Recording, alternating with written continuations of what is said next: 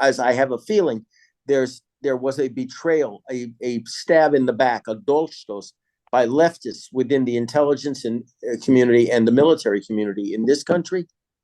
I have an equal feeling, equally strong sense or feeling, maybe even fear, that the Americans knew something and just decided not to tell us about it. First of all, that's definitely possible. In fact, one could even say likely, due to the immense intelligence capabilities of the United States. Second of all, it has recently come to light about a month and a half ago here in Israel.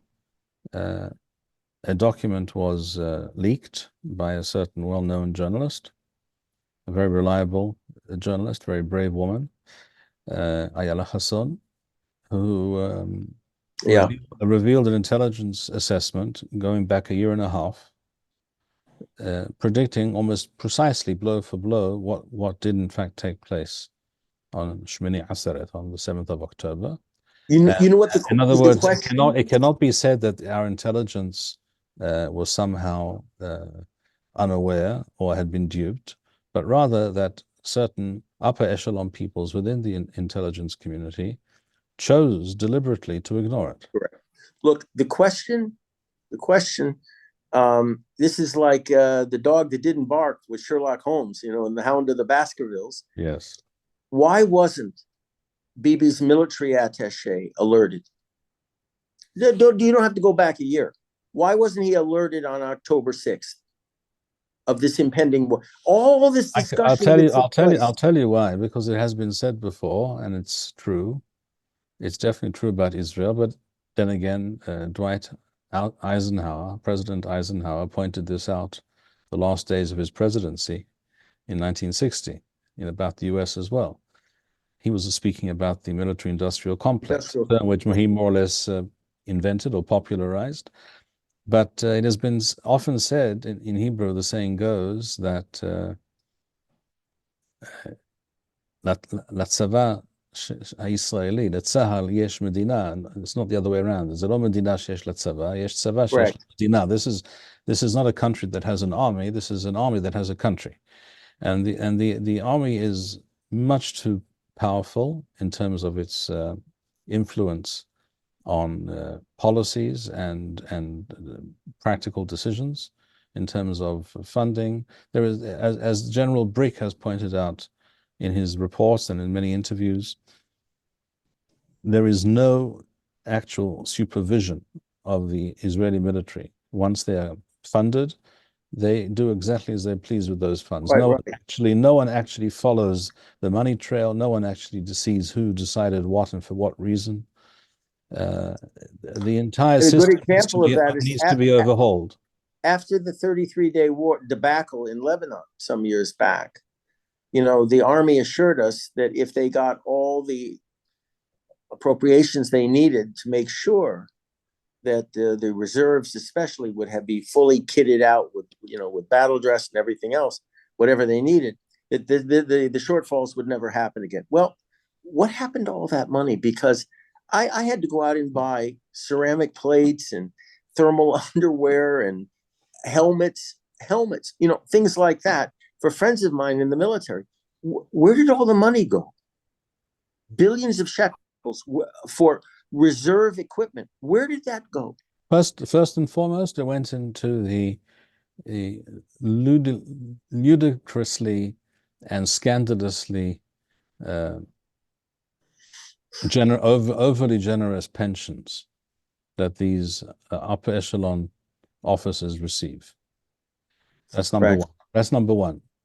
You can always rely on the general staff to fight tooth and nail, not against their enemies, but for their pensions. Correct.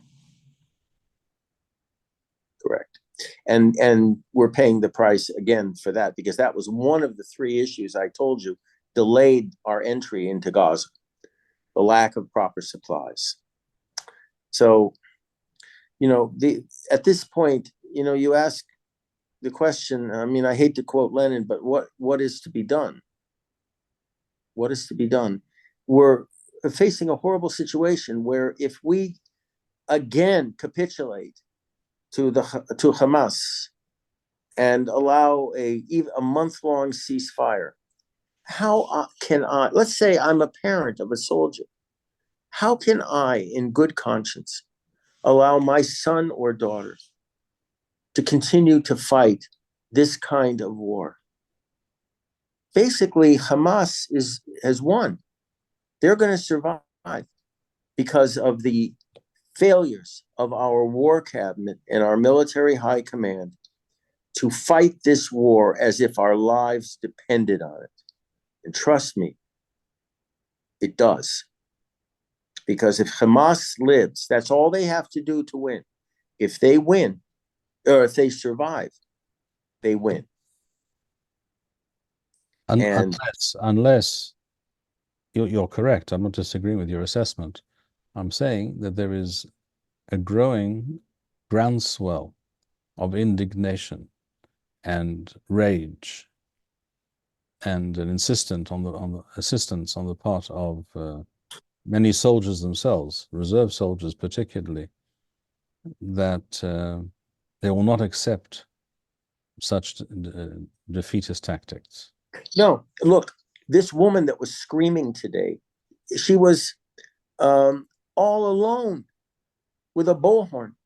I can't tell you how many I saw Chayalim giving her the finger and telling her to, shut up. And the police were kind of moving them politely, moving them back. But it suggests that what you're talking about is entirely accurate. I looked at the faces of these soldiers, these Milim, and it was sheer rage on their face at this woman that kept screaming at them, murderers, murderers, at them. The